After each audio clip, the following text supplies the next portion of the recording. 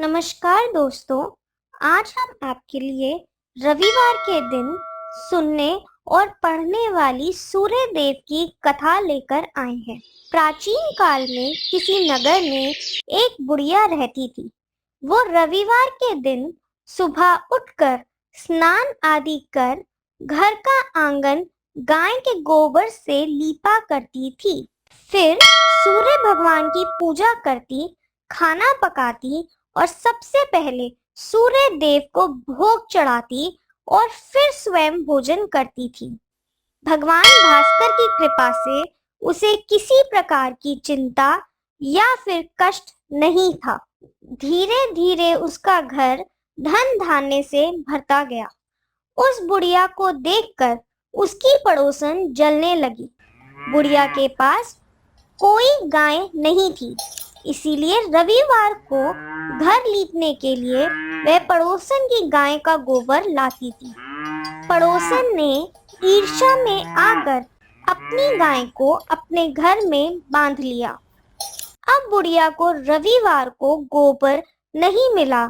बुढ़िया अपने आंगन को नहीं लीप सकी।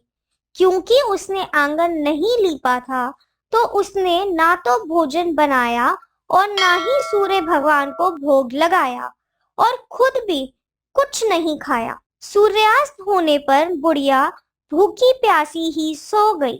इस प्रकार उसने निराहार व्रत किया। रात्रि में सूर्य देव ने उसे सपने में दर्शन दिए और उससे पूछा, माई, तुमने आज मुझे भोग क्यों नहीं लगाया? तो बुढ़िया ने उदास मन से कहा, मुझे माफ करना प्रभु, मेरी पड़ोसन ने अपनी गाय आज घर के अंदर बांध ली, इसीलिए मुझे गोबर नहीं मिला और ना ही मैं आंगन लीप पाई। सूर्य देव ने अपने भक्त की परेशानी जानकर उसकी परेशानी दूर करने हेतु कहा, माता, मैं आपकी भक्ति से प्रसन्न हूँ। मेरा व्रत करने और कथा सुनने से निर्धन को धन और बांझ को पुत्र प्राप्त होता है। इसलिए मैं आपको ऐसी गाय देता हूँ जो सभी इच्छा पूर्ण करती है। सपने में बुढ़िया को ऐसा वरदान देकर भगवान सूर्य देव अंतर्ध्यान हो गए। प्रातः काल सूर्य उदय से पहले उस बुढ़िया की आंख खुली। बाहर आकर देखती है आंगन में एक सुंदर गाय है, जिसे देखकर वह बहुत खुश हुई। पड़ोसन ने उस सुंदर गाय को जैसे ही देखा तो वो बुढ़िया से और भी ज्यादा जलने लगी। जैसे ही गाय ने सोने का गोबर किया, पड़ोसन की आंखें हैरानी के कारण खुली रह गई। जब पड़ोसन ने देखा कि वो बुढ़िया आसपास नहीं है, तो वो चुपचाप गोबर उठाकर अपने घर ले गई और अपनी गाय का गोबर वहां लाकर रख आई। बुढ़िया को गोबर के बारे में कुछ नहीं पता चला। बुढ़िया पहले की तरह सूर्य देव का व्रत और पूजा करने लगी। पड़ोसन की चालाकी देखकर एक दिन सूर्य देव ने तेज आंधी चला दी और यह देखकर बुढ़िया ने अपनी गाय को लेकर घर के अंदर बांध दिया। सुबह जब बुढ़िया ने गाय का गोबर देखा, उसे बहुत आश्चर्य हुआ। उस दिन के बाद बुढ़िया गाय को अपने घर के अंदर ही बांधने लगी। सोने के गोबर से बुढ़िया कुछ ही दिन में धनवान हो गई। जब पड़ोसन को सोने का गोबर नहीं मिला, तो उसने एक उपाय सोचा। पड़ोसन सीधा राजा के महल पहुंची और राजा को सारी बात बता दी। राजा ने तुरंत अपने सैनिक भेज बुढ़िया की गाय को लाने को कहा। सैनिक जैसे ही बुढ़िया के घर पहुंचे, तो देखते हैं कि बुढ़िया सूर्य देव को भोग लगाकर खुद भी खाना खा रही है। राजा के सैनिकों ने उसी वक्त गाय को खोला और अपने साथ राजा के महल ले जाने लगे। बुढ़िया ने सैनिकों से बहुत विनती करी कि वो गाय को ना लेकर जाए, पर सैनिक नहीं माने और गाय को लेकर चले गए।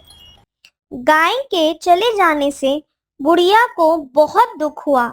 उसने खाना भी नहीं खाया और तुरंत सूर्य देव भगवान से प्रार्थना करने लगी ताकि उसकी गाय उसे वापस मिल जाए। उधर राजा ने गाय को देखा और बहुत खुश हुआ। उन्होंने सैनिकों से कहा, इस सोने का गोबर करने वाली गाय को गौशाला में नहीं बल्कि मेरे कक्ष में बांधाओ। पर राजा ने जैसा सोचा था वैसा कुछ भी नहीं हुआ। सुबह राजा जैसे ही उठा, उसने देखा सारा महल गाय के गोबर और बदबू से भर गया। उसने सैनिकों को बुलाकर सफाई करने को कहा। सैनिकों की बहुत कोशिशों के बावजूद गोबर साफ नहीं हो रहा था।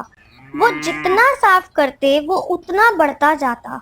राजा यह सब देखकर क्रोध से भर गया। उसने पड़ोसन को बुलवाया और उसे दंड दिया। फिर राजा ने बुढ़िया को बुलवाया और उससे माफी मांगी और पूरे सम्मान के साथ उसकी गाय लौटा दी। ऐसा करते ही तुरंत राजा के महल से सारी गंदगी दूर हो गई। तब बुढ़िया ने राजा को सूर्य देव के व्रत की कथा और विधि बताई और कैसे उन्होंने बुढ़िया को सपने में आकर वो गाय दी थी यह भी बताया। तब राजा ने अपने नगर में घोषणा करवा दी कि सभी स्त्री और पुरुष रविवार के दिन सूर्य देव का व्रत करा करें। नमस्कार दोस्तों, आज हम आपको गुरु पूर्णिमा की एक कहानी सुनाते हैं। गुरु पूर्णिमा की कहानी। एक समय की बात है, किसी गांव में एक गुरु अपने शिष्यों के साथ रहते थे। सभी शिष्य गांव में बारी बारी भिक्षा मांगने जाते थे। एक दिन उनका शिष्य भोला भिक्षा लेने गांव में गया और घर घर भिक्षा की मांग करने लगा। गांव में उसने भिक्षा के लिए एक दरवाजा खटखटाया तो अंदर से एक बड़ी बड़ी दाढ़ी वाला एक तांत्रिक बाहर आया और बोला, यह कौन है जो दरवाजे पर किसी और के गुणगान कर रहा है? तब भोला बोला, मेरे गुरुजी महाराज सर्व सामर्थ हैं। तांत्रिक ने यह सुना तो क्रोध में आकर बोला, इतना दुस्साहस मेरे दरवाजे पर आकर किसी और का गुणगान करता है। देखता हूँ कितना सामर्थ है तेरा गुरु। जा, मैं तुझे श्राप देता हूँ। तू कल का उगता सूरज नहीं देख पाएगा, अर्थात तेरी मृत्यु हो जाएगी। शिष्य ने ये जब सुना तो यह देखता ही रह गया और आसपास के गांव वाले यह कहने लगे कि तांत्रिक का श्राप कभी व्यर्थ नहीं जाता। शिष्य बेचारा उदास होकर वापस आश्रम की ओर चल दिया। रास्ते भर वो सोचता रहा कि आज मेरा अंतिम दिन है, मेरा समय खत्म होने वाला है। वो जैसे ही आश्रम में पहुंचा तो गुरुजी महाराज हंसते हुए बोले, ले आए भिक्षा। तो भोला बोला, गुरुजी भिक्षा में अपनी मौत ले आया हूँ।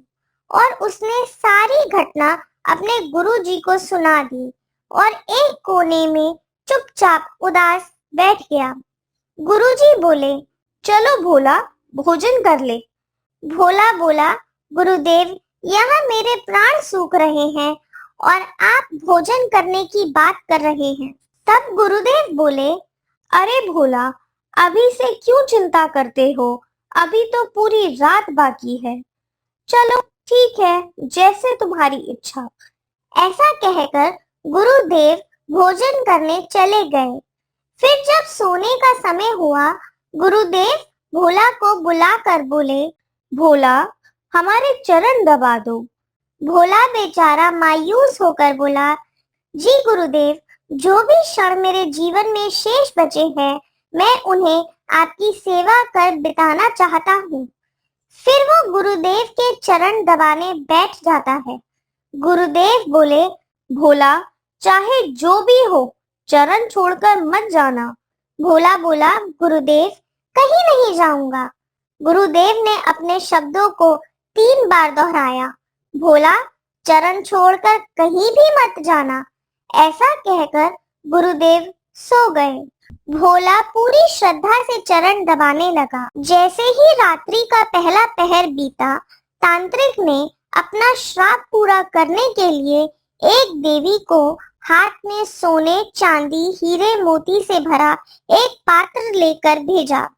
तभी दरवाजे पर देवी प्रकट हुई और कहने लगी, इधर आओ, ये सोने, चांदी, हीरे, मोती से भरा पात्र ले लो।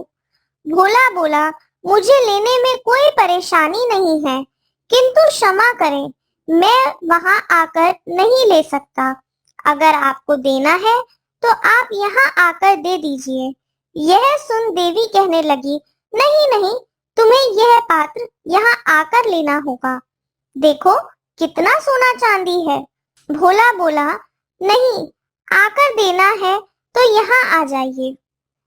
तांत्रिक का पहला पासा असफल रहा। तांत्रिक ने दूसरा पासा फेंका। रात्रि का दूसरा पहर बीतने को था। भोला गुरुजी के पैर दबाने की सेवा कर रहा था। तांत्रिक ने इस बार भोला की माँ का रूप बनाकर भेजा। दरवाजे पर से आवाज आई, बेटा कैसे हो? भोला ने अपनी माँ को देखा तो सोचने लगा, अच्छा हुआ माँ के दर्शन हो गए, मरने से पहले माँ से मिल लेता हूँ। वह औरत जो माँ का रूप धारण कर आई थी बोली, बेटा आओ मेरे गले लग जाओ, बहुत दिन हुए तुमसे मिले हुए।